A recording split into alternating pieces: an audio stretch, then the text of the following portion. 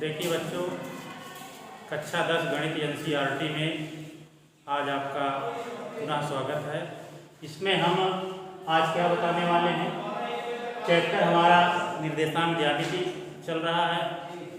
आज ये भाग 4 वीडियो बताने वाले हैं। इसके पहले हम 3 वीडियो बता चुके हैं। इसमें इस वीडियो के अंतर्गत क्या चर्चा करनी है। नंबर 1, त्रिभुज का क्षेत्रफल ज्ञात करने का फार्मूला, यानी त्रिभुज का क्षेत्रफल कैसे ज्ञात करेंगे, और फिर ज्ञात कर लिए तो उसका हम उपयोग कैसे करेंगे। आज हम इसी 2 बिंदु पर चर्चा करेंगे। देखिए कैसे ज्ञात करते हैं, कैसे इसका उपयोग करते हैं, क्योंकि पूरा आपकी जो लास्ट की एक्सरसाइज जो चलने वाली है 7.1, 7.2 कंप्लीट हो गई, 7.3 में इसी सूत्र से संबंधित सारे सवाल हैं। तो पहले आप इसको सूत्र को समझिए, इस सूत्र हमने कैसे बनाए, इसके बाद फिर इसका अनुप्रयोग कैसे करेंगे। तो इसका हमने अध्ययन जो किया सीधे कार्तीय तल में ही करते हैं। एक रेखा क्षैतिज अक्ष पर खींचते हैं, ये तो जानते हैं x अक्ष होती है, और एक रेखा ये ऊर्ध्वाधर अक्ष पर खींचते हैं y अक्ष। नीचे y ऋणात्मक, ऊपर धनात्मक, ये हमारा मूल बिंदु होता है। इसको हम और बढ़ा देते हैं, आवश्यकता अनुसार बढ़ा सकते हैं। रफली में आप समझें कि त्रिभुज है, 3 भुजाओं से घिरी हुई आकृति त्रिभुज कहलाती है ना। 3 भुजाओं से घिरी हुई आकृति त्रिभुज कहलाती है। तो हम यहाँ पर इस समतल में 3 बिंदु स्थित कर देते हैं। एक बिंदु हमारा A हो गया, एक B हो गया, एक C। अगर इन तीनों को मिला देंगे क्या मानते हैं, एक त्रिभुज बन जाएगा ना। तीनों को मिलाने से त्रिभुज बन जाएगा। अब इसके निर्देशांक पता हो जाए, तो इसको कैसे सूत्र बनाएंगे ये भी आ जाएगा। इसके निर्देशांक हम कैसे मालूम करेंगे, पहले ये देखेंगे। इसके निर्देशांक मालूम करने के लिए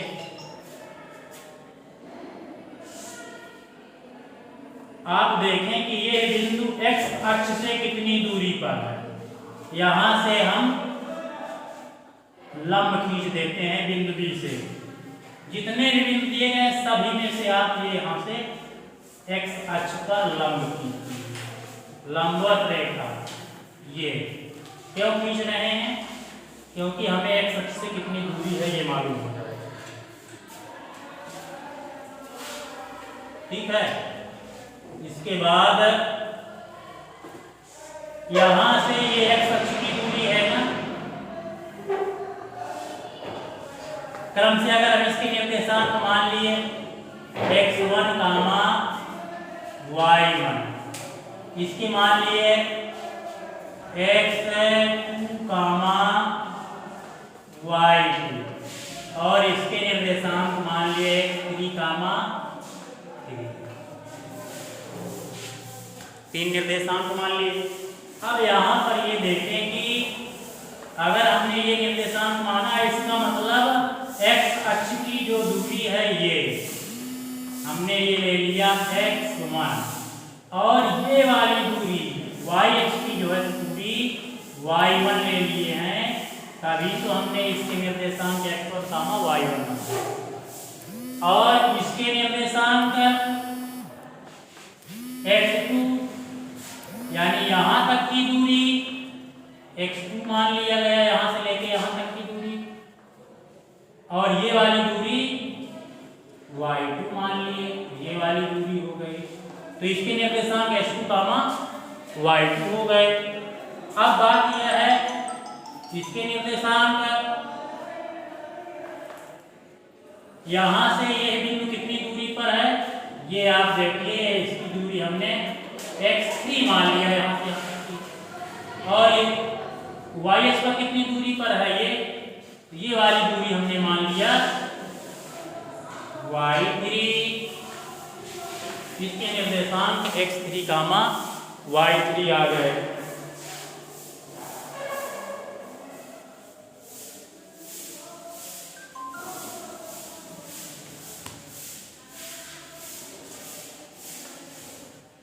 तो अब क्या करेंगे, अब आप देखिए, अगर हम ये दूरी प्राप्त करना चाहें यहां से लेकर के यहां तक की दूरी, तो कैसे प्राप्त करेंगे। चित्र में आप देखिए, ये दूरी x1 है, x2 है, हमें ये दूरी प्राप्त करना है तो कुल दूरी से x2 घटा देंगे, यानी ये वाली दूरी हो जाएगी x1 माइनस x2, ये वाली दूरी। कैसे, क्योंकि यहाँ तक की x1 माना है, ये x2 है, ये वाली दूरी x1 माइनस x1 से x2 घटाने पर आ जाएगी। और अगर हमें ये दूरी घटाना है, कुल मिला के ये दूरी निकालना है, तो यहाँ तक की तो x3 है, कुल दूरी से हम ये दूरी माइनस कर देंगे, x3 से x1 माइनस कर देंगे तो हमें ये दूरी पता हो जाएगी। इसी तरह हम जो भी दूरी ये वाली निकाल लिए और ये वाली निकाल ली। आप देखें यहाँ इसकी आकृति कैसे बन रही है, एक ये आकृति बन रही है, एक ये आकृति बन रही है, एक ये आकृति बन रही है, और हमको रियल में ज्ञात करना है इस त्रिभुज का क्षेत्रफल। इस त्रिभुज का क्षेत्रफल निकालना है, इस आकृति का क्षेत्रफल। इस आकृति का क्षेत्रफल निकालने के लिए हम सोचें क्या कर सकते हैं।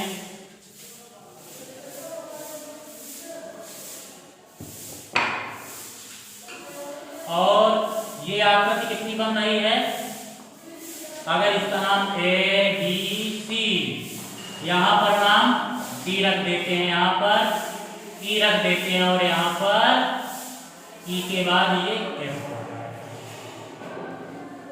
ये आकृति चार भुजाओं वाली आकृति है ना, चतुर्भुज। अब चतुर्भुज में कौन सी आकृति है, ये दो भुजाएं तो समांतर हैं। क्यों समांतर है, कि हमने लंब रेखा खींचा है, लक्षणा के आधार पर सभी लंबवत रेखाएं समांतर होती हैं। आमने सामने की दो भुजाएं समांतर हैं, लेकिन ये समांतर नहीं है। इसी चतुर्भुज में दो भुजाएं समांतर हो, यानी ऐसे बना हो हमारा चतुर्भुज, ये दो भुजाएं समांतर है ना, दो भुजाएं समांतर हो और एक भुजा समांतर हो परंतु बराबर ना हो, आमने सामने की दो भुजाएं समांतर ना हो, एक समांतर हो, ऐसी आकृति कही जाती है समलंब। समलंब चतुर्भुज का क्षेत्रफल होता है। समलंब चतुर्भुज का क्षेत्रफल होता है। चतुर्भुज का इसका एरिया निकालेंगे, 1/2 समांतर भुजाओं, यानी समांतर भुजाओं का योग गुणे ऊंचाई होगा। समांतर भुजाओं का योग गुणे ऊंचाई। बंद कर दो।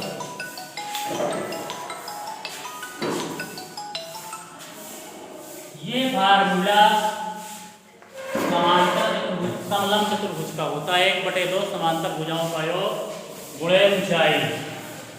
तो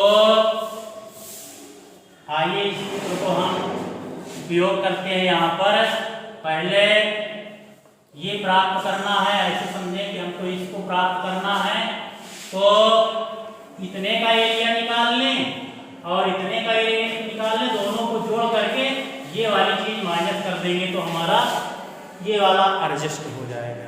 कैसे लिखते हैं, हमें ज्ञात करना है त्रिभुज ABC का क्षेत्रफल। कैसे ज्ञात होगा, एक तो आप ये समलंब का निकालिए, समलंब कौन सा समलंब, ABBE, ABBE का क्षेत्रफल प्लस ये भी एक समलंब बन रहा ना, ये दो भुजाएं समांतर है, ये असमांतर है, तो प्लस यही समलंब लिख गया, समझ लीजिए समलंब APFC, APFC का क्षेत्रफल। सोचिए भाई, अब तो हमारा इतना ये एडजस्ट हो गया ना, जब इसको लिया तो ये हो गया, इसको लिया तो यहाँ तक ये, तो हमारी ये पूरा क्षेत्रफल एडजस्ट हो गया। जहाँ हमको निकालना है इतने का, तो इतने के निकालने के लिए कुल से अगर ये चीज माइनस कर दें तो इतना ABC बचेगा। यानी अब यहाँ हमको माइनस करने की जरूरत है समलंब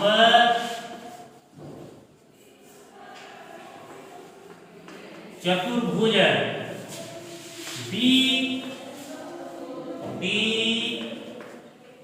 BDFC का क्षेत्रफल इतना अगर माइनस कर देंगे तो किसके बराबर होगा, इसको जोड़ करके इतना जोड़ लिए, इतना जोड़ करके इस समलंब का, ये भी तो समलंब बनेगा ना, ये दो भुजाएं समांतर, ये समांतर नहीं, घटा देंगे तो ABC का ही क्षेत्रफल बनेगा। अब आइए इसको हम रख लेते हैं, इस वाले समलंब का क्षेत्रफल निकालेंगे, वही 1/2 समांतर भुजाओं का योग गुणे ऊंचाई। लिखे यहाँ 1/2 समांतर भुजा इसकी कौन कौन सी है, ये और ये, तो इनका योग करेंगे तो क्या होगा, y2 + y1 समांतर भुजाओं का योग। और हाइट क्या हो जाएगी, ये यही तो हाइट होगी, जो ऊंचाई कह रहा है, इंटू x1 - x2, ये इसकी हाइट हो जाएगी। समांतर भुजाओं में ये जुड़ जाएंगी और ये इसकी हाइट हो जाएगी। प्लस फिर यहाँ पर भी लगाएंगे, इसका जब क्षेत्रफल तो सूत्र में पहले 1/2 होता है, इसके बाद ये हम बड़ा कोष्ठक रख देते हैं यहाँ पर, 1/2, यहाँ से भी समांतर भुजाओं का योग, समांतर भुजा कौन कौन सी आ जाएंगी, y1 + y3 और इनटू ऊंचाई, ये वाली ऊंचाई हो जाएगी आपकी बात। जब ये वाला लेंगे तो इसकी हाइट ये हो जाएगी, कौन कौन सी, x3 - x1, ये हाइट हो जाएगी, ये पूरा यहीं से लगाएंगे। अच्छा, अब इसके बाद माइनस है यहाँ पर, ये भी समलंब यही बन रहा है, यानी हमें 3 बार यही फार्मूला अप्लाई करना है, 1/2। अब यहाँ से देखिए समांतर भुजाओं का योग, समांतर भुजा ये वाली आई आपकी, y2 + y3, ये समलंब ले रहे हैं यहाँ से यहाँ तक, तो y2 और y3 ये समांतर भुजाएं हैं, इनको जोड़ेंगे और ऊंचाई कैसे ज्ञात करेंगे। अब हमको ऊंचाई यहाँ से यहाँ तक की ऊंचाई आनी है, तो यहाँ से यहाँ तक की ऊंचाई लाने के लिए देखो इसको हम जोड़ लेते हैं, यानी x1 - x2 + x3 - x1, तो क्या होगा, ये खत्म हो जाएगा, बचेगा, इसको पहले लिख लेंगे x3 - x2, ये आ जाएगी ना इसकी ऊंचाई, यानी यहाँ से यहाँ तक की लंबाई आ जाएगी ना। ये दूरी पता है, ये दूरी पता है, इनको ऐड कर लिया तो यहाँ से यहाँ तक की दूरी आ जाएगी ना, x3 - x2। देखो कैसे किया, इतना जोड़ लिया प्लस इतना, x1 - x2 plus x3 - x1, ये माइनस प्लस ये तो कट जाएगा, इसके बाद ये प्लस का बचेगा ना, प्लस वाले को पहले लिख दिया, बाद माइनस वाले को बाद में, तो ये यहाँ पर ऊंचाई लिख लेते हैं, x3 - आ जाएगा x2। अब हमको इसको सिंप्लीफाई कर लेना है, आराम से लग जाएगा, केवल समलंब चतुर्भुज के सहायता से ही त्रिभुज का क्षेत्रफल बन जाएगा। अब थोड़ा हल करें, कैसे करें, देखिए तीनों में 1/2 कॉमन है, कॉमन भी ले लिया और इसका इसमें हम गुणा भी करते हैं, कॉमन भी ले लें और गुणा भी करते हैं। गुणा करते हैं भाई, इसका y2 का x1 में करेंगे तो y2 x1 minus y2 x2, x y2 का दोनों में कर दिया था, अब इसका करेंगे plus y1 x1 minus y1 x2। देखिए भाई, पहले y2 का दोनों पदों में गुणा, फिर y1 का दोनों पदों में गुणा कर दिया, यहाँ तक हो गया अपना, प्लस ये तो कॉमन नहीं ले लिए, फिर इसका भी गुणा करते हैं, y1x3 इसका इसमें गुणा माइनस y1x1 इसका इसमें कर दिए, और इसके बाद फिर प्लस y3x3 माइनस y3x1 आ जाएगा। ये भी गुणा हमारा कंप्लीट हो गया। इसके बाद अब नीचे रख लेते हैं माइनस 1/2 तो काम में चला गया, इसका भी गुणा करते हैं y2x3 y2 का इसमें गुणा माइनस y2x2 इसमें हो गया प्लस y3x3 माइनस y3x3 ये यहाँ पर माइनस, ये बड़ा क्वेश्चन बता दिया। अब ध्यान देंगे, अगर हम इस ब्रैकेट को तोड़ देते हैं, यहाँ पर ये वाला छोटा कोष्ठक तोड़ देंगे तो क्या मानते हैं, ये चिन्ह हमारे अंदर के बदल जाएंगे। नहीं बदल जाएंगे? बदल जाएंगे। माइनस ये छोटा ब्रैकेट तोड़ेंगे तो कोष्ठक के अंदर का चिन्ह बदल जाएगा। तो सवाल को कम करने के लिए हमने ये कर दिया यहाँ पर। अब यहाँ देखिए कुछ कट रहा है, काट देते हैं। सबसे पहले y2x1 देखें, है कहीं यहाँ पर y2x1 नहीं है, चलो नहीं काटे। इसके बाद y2x2 देखिए, है कहीं y2x2 ये देखो, ये यहाँ प्लस माइनस भी कट जाएगा। फिर y1x1 देखें, y1x1 ये भी संभवता नहीं है ना, चलो नहीं है तो नहीं सही। ये वाला y1x2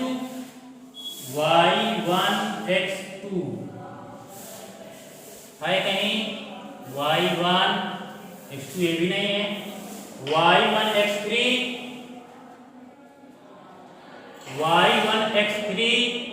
ये तो दूसरी बात है ना, y1x3 नहीं मिला। फिर ये वाला तो नहीं रहा है, ये वाला कट जाएगा। एक आउट कटेगा, कौन सा कटेगा भाई? वो यहाँ पर देखें कौन सा कटेगा। यहाँ y3x3 ये तो दोनों प्लस प्लस में ही हैं, और y3x3 ये वही चीज है ना, प्लस माइनस, ये कट गया। अब संभवतः कटने वाले नहीं है। अब जो बचे इनको लिख लेते हैं 1/2। लेकिन ध्यान रखें, पहले हम x1 वाले पद लिखें, जहां जहां x1 हो उनको पहले लिखें। x1 का पद एक ये है और एक यही है ना x1 वाला पद, तो पहले लिखते हैं यहाँ पर y2x1, x के क्रम में लिख रहे हैं, फिर माइनस y3x1, x1 वाले पद हो गए। अब हम x2 वाले पद लिख रहे हैं, ये वाला, और कहाँ है फिर 2, ये वाला। तो प्लस वाले को पहले लिख लेते हैं, प्लस y3x2 ये वाला, इधर जगह तो कौन सा पद, x2 का पद ये वाला, माइनस y1x2। देखो x1 के पद लिखा, फिर x2 के पद x के क्रम में लिख रहे हैं। अब x3 का पद बाकी है, ये तो हो ही गया, ये वाला एक ये बाकी है, और x3 ये बाकी है, यही दोनों बाकी हैं, इनको लिख लेते हैं, प्लस y1x3 माइनस y2x3। इसके अलावा बच्चों बाकी कट गए हैं। अब यहाँ से हम 2 की ग्रुप में कॉमन ले लेते हैं।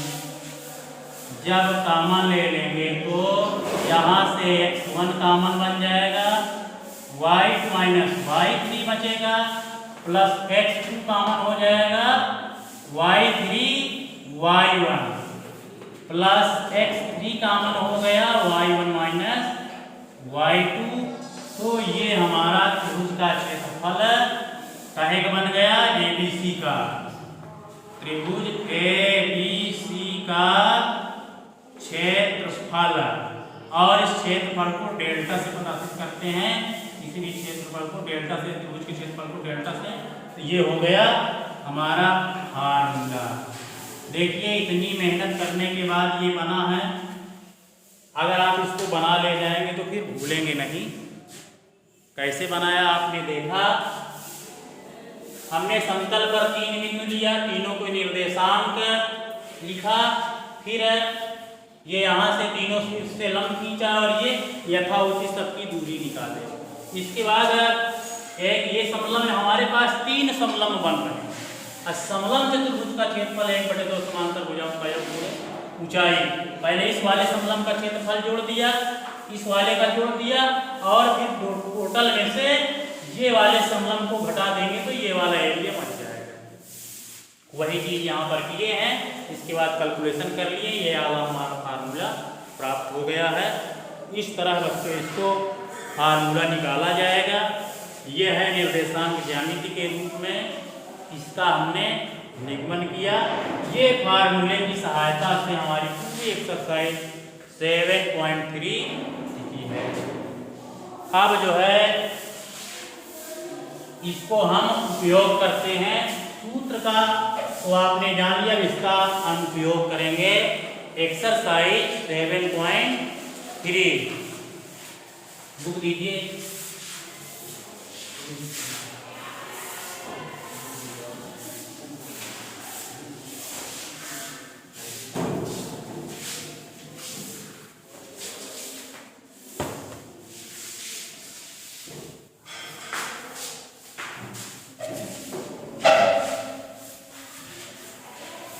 चलो इसको हम डिलीट करके फिर से लिख लेते हैं।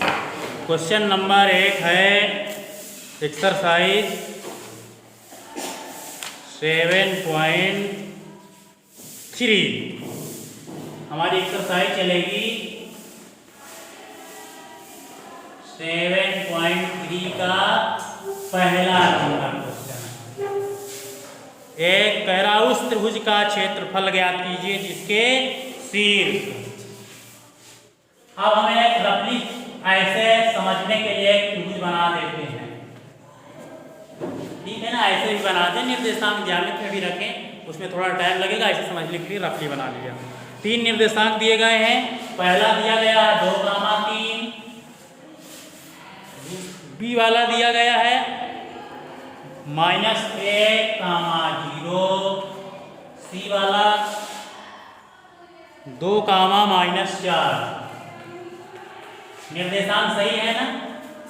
तो अब फिर से मिला लेते हैं 2,3, -1,0, 2,-4। अब हमें क्षेत्रफल निकालना है।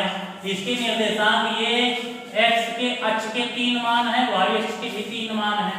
इसको हम क्रम से रख लेते हैं, x1, x2, x3 हो जाएगा।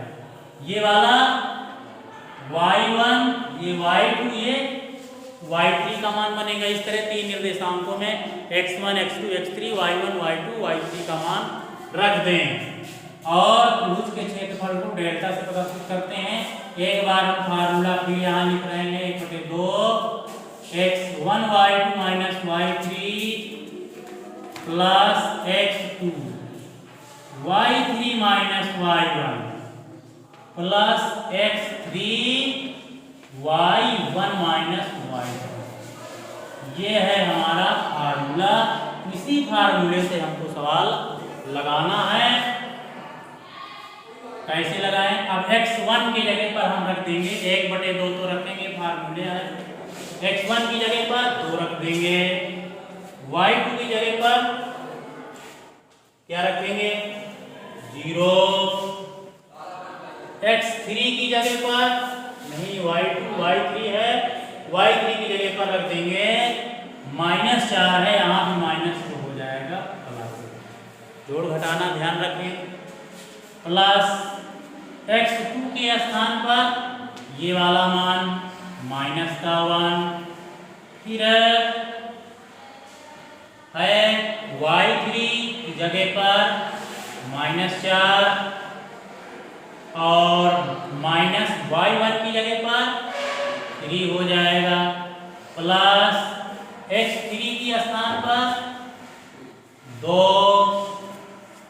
y1 की जगह पर 3 -y2 की जगह पर 0। देखा ना, जहां x1 है, x2 है, x3 है, ये मान रखे। जहां y1 है, y2, y3, y1 का मान यहां से रख दिए। अब हमको हल भी कर लेना है। बस हल करेंगे आगे 1/2। यहां से 0 जोड़ेंगे तो 4 ही रहेगा, 4 दूनी 8। यहां से देखो प्लस माइनस का तो माइनस रहेगा, और ये भी समान चिन्ह जुड़ जाएंगे, 4 3 7, ये हो जाएगा। अब इसको ऐसे ही रहने देते हैं, और प्लस 3 में से 0 घटाएंगे, 3 3 गुनाई 6, 1/2, यहाँ 8 रहेगा। माइनस माइनस का चिन्ह प्लस होता है, यहाँ हमको दोनों चिन्हों का गुणा करना है, तो गुणा कर देंगे। देखो यहाँ पर हमने ऐसे प्लस, अब इन दोनों का गुणा कर देंगे तो माइनस माइनस का चिन्ह प्लस, यहाँ जाएगा 7 + 1/2, 8 7 15, 15 6 21, यानी इसको हम लिखेंगे 21/2 वर्ग इकाई। क्षेत्रफल का मात्रक सेंटीमीटर स्क्वायर या वर्ग में है, वर्ग इकाई लिखेंगे या वर्ग मात्रक, तो ये हमारा आंसर आ जाएगा। इस तरह हम लगाएंगे। एक सिस्टम और है लगाने का, अगर हम वो रूल अच्छा लगे, ये सूत्र नहीं लगेगा। निर्देशांक दिए होने पर हम क्षेत्रफल ज्ञात कर सकते हैं। एक फार्मूला ये याद रखें, 1/2 मॉडुलस चिन्ह से आप परिचित हैं ना, यहाँ पर खड़े से लिख लीजिए इनको, ये फिर y वाले मान 3 0 -4, और लास्ट वाले कॉलम में 1 1 लिख लीजिए। क्यों 1 1 लिखते हैं? क्योंकि ये मॉडुलस के अंदर का रूप वर्गाकार होता है, वर्गाकार बनाने में आयताकार नहीं होता। अगर 1 1 नहीं लिखते फिर ये आयताकार बन जाता है, यानी खड़े से, यानी स्तंभ तो 2 ही है, पंक्ति हमारी 3 हो जाती है, और जहां इसका रूप वर्गाकार होता है। अगर ये पड़े से 3 पंक्ति है ना, और खड़े से भी 3 स्तंभ है, तो अब ये वर्गाकार है ना, यानी 3 स्तंभ भी है और 3 पंक्ति भी है। ये चीज तो सभी में आप रूल का प्रयोग कर रहे हैं, तो 1 1 लिखना पड़ेगा आपको, ठीक है ना। अब इसका हम क्षेत्रफल निकालें, 1/2 आराम से निकले। पहले हमको 2 लेना है, और जब हम 2 लेंगे तो आप इसको और इसको बिल्कुल समझ लीजिए, जो पद लिया जाएगा उसका स्तंभ और पंक्ति 0 मान लेते हैं, ये और ये। बाकी जो बचेगा इतना, इसका क्लास, इसका गुणा क्रिया कराएंगे। इसमें इसका गुणा तो 0, इसका इसमें गुणा, और गुणनफल के बीच में माइनस होता है, तो ये प्लस हो जाएगा। इसके बाद आगे बढ़ें, इसके चिन्ह भी होते हैं, इसका प्लस होता है, इसका माइनस, इसका प्लस, इसका माइनस चिन्ह होता है अवयव। सूत्र में 3 लेंगे, फिर ये खत्म, ये जो आपने अवयव लिया उसका स्तंभ और पंक्ति 0 मान लेते हैं। ये बचेंगे ना, इनका गुणा -1 -2, ऐसे ऐसे गुणा किया, गुणनफल के बीच में माइनस लगाया, फिर प्लस, इसका चिन्ह प्लस होता है, इसका प्लस, इसका माइनस, इसका चिन्ह प्लस होता है, अच्छा ना, प्लस छिपा है माइनस, ये लेंगे, ये खत्म, ये इनका गुणा 4 खत्म, 4 माइनस माइनस का चिन्ह प्लस, 2 का गुणा 0 में तो 0। देखिए इसको हल करने से संभवतः इतना आना चाहिए,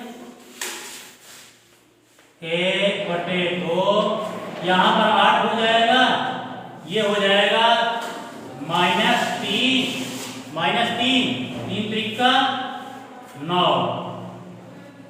प्लस का हो जाएगा ना, ये -3, फिर -3 यहाँ भी है, 3 त्रिका 9, माइनस माइनस का चिन्ह प्लस, और यहाँ पर बचेगा 4, 9 8 17 4 21/2 वर्ग।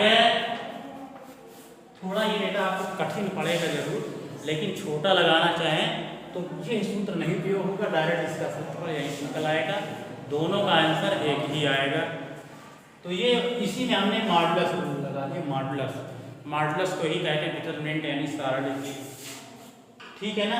अगर हम इस रूल से हम इसको प्रयोग करते ना, ये सूत्र तो इस रूल से भी प्रयोग हो जाता है, जो हमने ये बनाया ना इस रूल से भी आ जाता है। लेकिन हमने जो आपका मेन रूल वो बताया, फिर इसके बाद इसको भी जान लीजिए। ईसाई ये किसी कोई हमारे पास अच्छे लड़के भी ये जाता ये अच्छा लगे तो आप ऐसे मतलब जल्दी लगा सकते हैं। लेकिन ये ध्यान दें कि इसके हम पूरे चिन्ह ये ऐसे होते हैं, इसके चिन्ह plus minus plus minus plus minus plus minus plus, ये इसके चिन्ह हुआ करते हैं, जिसमें हमने एक ही चिन्ह का प्रयोग करना चाहे इधर को चले चाहे इधर को चले। हमने पंक्ति से पकड़ लिया ना, अगर इधर को चलते तो भी हमारा आंसर वही आता है, कोई गड़बड़ी नहीं होती, आंसर वही आता है। ठीक है ना। इस तरह बच्चों अब हम ये सूत्र आपको बताया और इसका अनुप्रयोग आप आराम से सवाल को लगा सकते हैं।